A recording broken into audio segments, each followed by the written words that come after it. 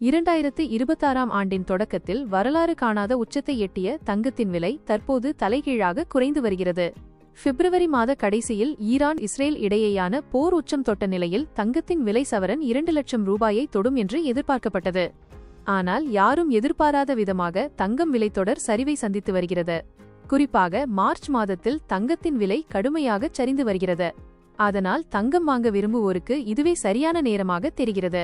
குறிப்பாக பண்டிகை மற்றும் திருமண காலத்திற்கு முன்னதாக ஏற்படும் இந்த விலை வீழ்ச்சி நுகர்வோருக்கு ஒரு பெரும் நிம்மதியை அளித்துள்ளது. அந்த வகையில் சென்னையில் இன்று 22 காரட் ஆபரண தங்கத்தின் விலை கிராமுக்கு 670 ரூபாய் குறைந்து 1 கிராம் 12,950 ரூபாய்க்கு விற்பனை செய்யப்படுகிறது.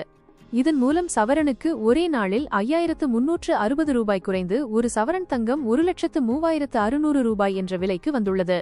நேற்று முன்தினம் ஒரு சவரன் 1,08,960 ரூபாய்க்கு விற்கப்பட்ட நிலையில் இன்று ஏற்பட்டுள்ள இந்த திடீர் சரிவு நகை வாங்க திட்டமிட்டுள்ளவர்களுக்கு நல்வாய்ப்பாக அமைந்துள்ளது.